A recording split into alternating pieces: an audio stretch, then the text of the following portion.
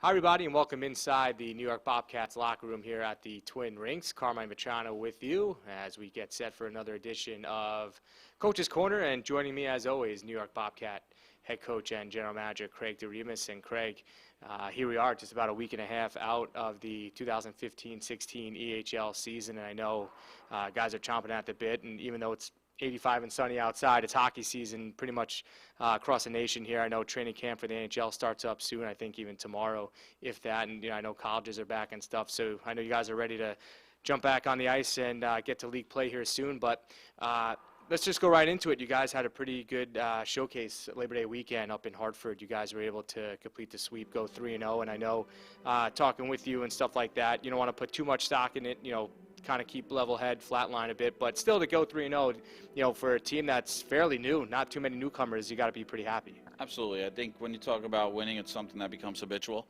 and you want to start that as early as you can. Culture has been something we spoke about from day one of camp, and having that winning, successful culture is important. I was really happy with all of our players. I think we responded well. We didn't have much time going into it. We played 3 quality opponents. We were able to come out with 3 wins. Obviously, Caledonia was a really good game, really tough hockey game, and we were able to come out in the shootout with Patrick Kavanaugh, our goaltender, starring in the shootout portion of the game. And playing 2 league teams, the Rangers and the Oilers, it's good for us to see where they are, for us to see where we are. Competed really well in both games and able to come out with wins. And one final tune-up for you guys before the season starts next weekend. This Friday, you guys are taking on the New York Junior Aviators down in Brooklyn, the Aviator Sports and Events Center. And you guys are no strangers to that complex. I know about 2 years ago, I believe, the Bobcats, had a couple of playoff games there. So, for maybe some of the veterans, I think even maybe Corey Kennedy's the only guy on that team that maybe knows about that place. But it should be a good game, a good tune-up game. I know it's a good rivalry. It's a junior team kind of coming up on the rise, but just maybe how you guys got in touch with the Aviators to get this going. Absolutely. You mentioned it. Yeah, Corey was part of the team 2 years ago when we played there.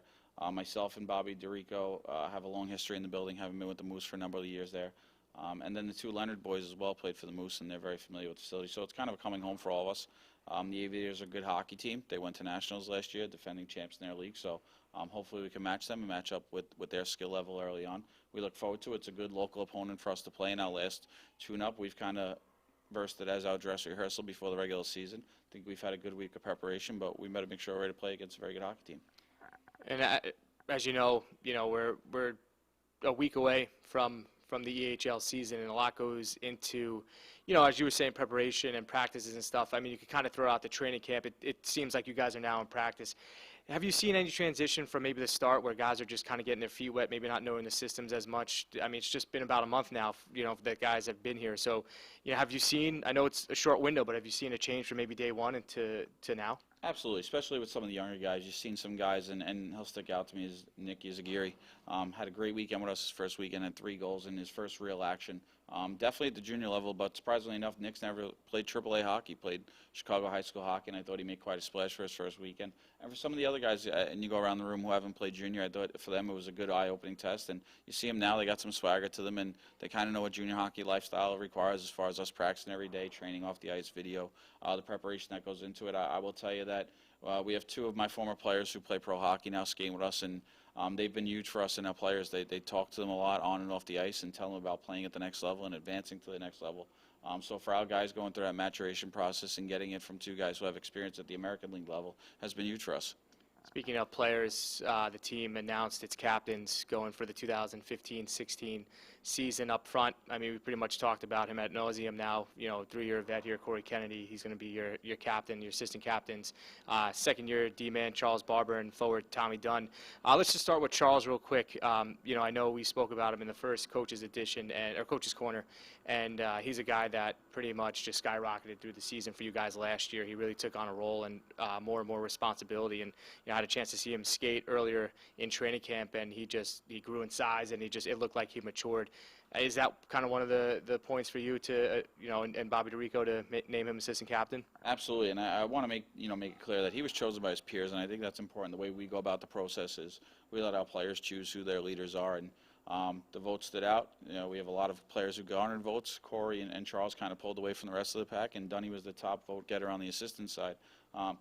Charles is a special player. Like you said, he's answered the bell throughout his year here and year and a half now going on. and he's grown into the role of a #1 defenseman. I think, and I've said it before, I think the kid deserves to play Division I hockey. I think he'll be one of the better, or if not the best defenseman in our league this year. There's at times when he plays the game, it's a man amongst boys. I joke with Bobby all the time. He's like a wild stallion. Sometimes you have to bring him in, but for us, we feel we're lucky to have him on our blue line and be the leader on our blue line. He'll be a huge part of our team this year on and off the ice, and we're very proud that he was chosen as a leader by his peers. A guy like Tommy Dunn, he was a Bobcat forward last year and again in his second year, and he was a guy as well.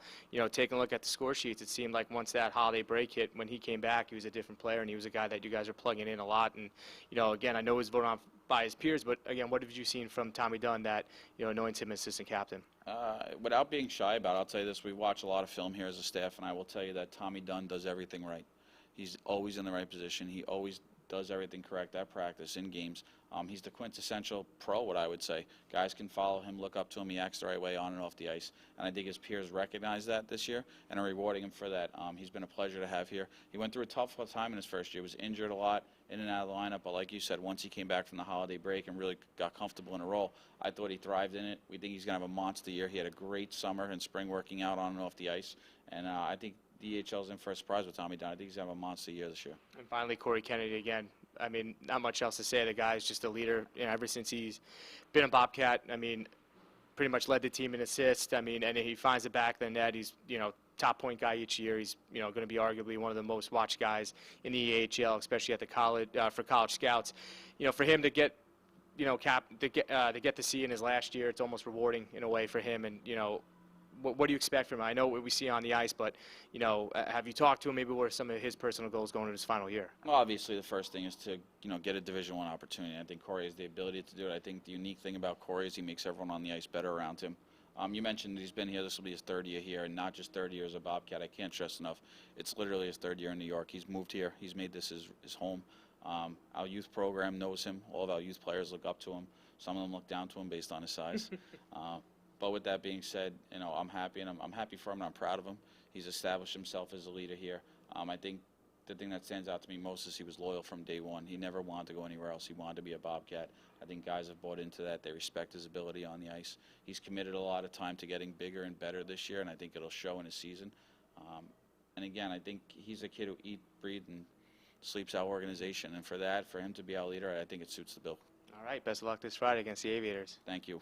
All right, fans, for more information about that game on Friday in Brooklyn at the Aviator Sports and Events Center, you can go to nybobcats.com. And for the rest of the New York Bobcats schedule coming up next weekend, as the Bobcats will play a bit of a mini showcase up in Brewster, New York, you can head to nybobcats.com.